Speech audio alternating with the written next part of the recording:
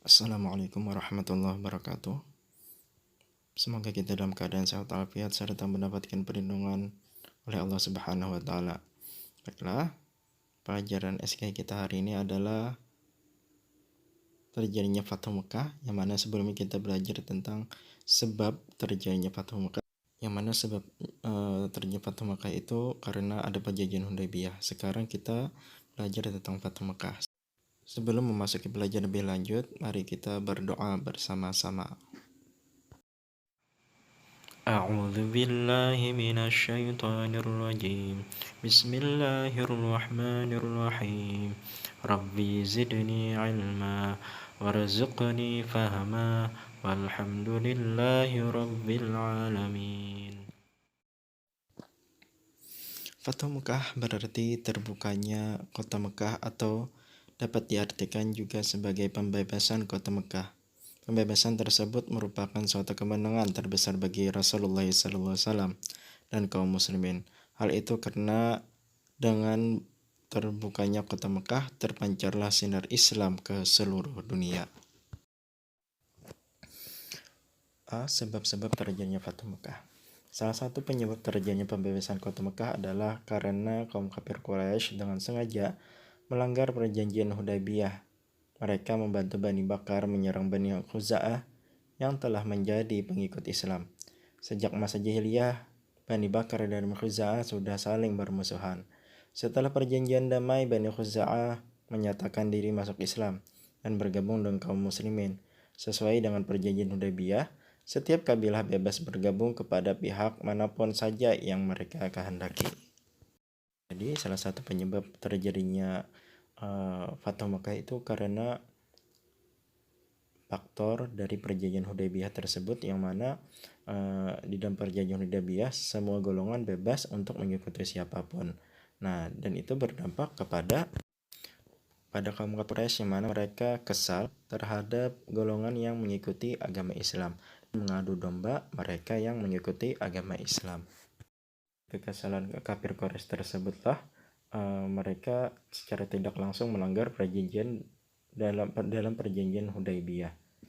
Nah, mereka membuat kegaduhan dan membuat peperangan antar golongan. Bani Bakar sangat marah ketika mendengar Bani Khuza'ah bergabung dengan kaum muslimin. Lalu mereka meminta bantuan kepada kaum Quraisy untuk menyerang Bani Khuza'ah. Hal ini adalah awal dari pengkhianatan dilakukan oleh kaum kafir Quraisy terhadap isi perjanjian Hudaybiyah. Permintaan bantuan Bani Bakar dan ini disetujui oleh para tokoh Quraisy. Mereka kemudian mengirim pasukan kepada Bani Bakar untuk menyerang Bani Khuza'ah. Nah, disinilah terjadinya peperangan antar golongan, yang mana dipicu oleh salah satu golongan, yang mana golongan tersebut mengikuti agama Islam. Dan sedangkan benarnya di dalam perjanjian Hudaybiyah terjadinya kebebasan dalam mengikuti siapapun. Tetapi karena kesal Bani Bakar ini terhadap Bani Khuza'ah yang mengikuti agama Islam, maka mereka memerangi dan minta bantuan oleh kaum kafir Quraisy untuk memerangi Bani Khuza'ah, dan disitulah terjadinya pelanggaran atas perjanjian Hudaybiyah oleh kafir Quraisy. Dengan bantuan kafir Quraisy, akhirnya Bani Bakar di bawah pimpinan Naufal mengepung Bani Khuza'ah di Al-Watir. Penyerangan ini terjadi pada malam hari dan menewaskan beberapa orang dari Bani Khuza'ah. Menurut perjanjian Hudaybiyah antara kaum kafir Quraisy dan kaum muslimin tidak saling menyerang selama 10 tahun.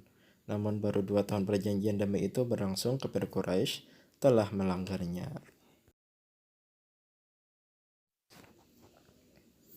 Amr bin Salim al-Khuzai dari Bani Khuza'ah melaporkan peristiwa tersebut kepada Rasulullah SAW. Setelah mendengar berita tersebut, Rasulullah SAW kemudian menyiapkan pasukan untuk membebaskan kota Mekah dari para pengkhianat tersebut. Rasulullah SAW menyatakan bahwa kafir Quraisy telah melanggar perjanjian Hudaybiyah. Pembebasan inilah yang disebut dengan Fathu Mekah. Nah, dari kejadian tersebut, yang mana isinya adalah pengkhianatan oleh kafir Quraisy yang mana melanggar di dalam perjanjian Hudaybiyah tersebut, bahwa dalam perjanjian itu tidak ada boleh saling menyerang maupun terjadi peperangan selama 10 tahun. Tetapi karena kafir Quraisy melanggar perjanjian tersebut dengan dalih membantu Bani Bakar untuk memerangi Bani Khuza'ah, ternyata itu adalah pelanggaran yang sangat fatal. Dan Rasulullah SAW pun menyiapkan pasukan untuk membebaskan kota Mekah dari belenggu kafir Quraisy. Ingat, pada saat pembebasan Mekah, Rasulullah SAW mengirim Khalid bin Walid sebagai panglima perang ke Mekah. Di pinggiran kota Mekah, kaum muslimin yang dipimpinnya bertempur melawan kaum Quraisy. Allah Subhanahu wa taala memberi kemenangan kepada pasukan muslimin. Rasulullah SAW memerintahkan pasukan Quraisy untuk menyerah dan beliau mengampuni mereka. Akhirnya mereka berbondong-bondong masuk Islam. Pada saat itu turunlah firman Allah sebagai berikut. A'udzubillahi minasyaitonirrajim. Bismillahirrahmanirrahim. Idza jaa nasrullahi wal fath wa ra'aitan nasa yadkhuluna fi dinillahi afwajan fasabbih bihamdi rabbika wastaghfir innahu kana tawwaba. An-Nasr ayat 1 sampai 3.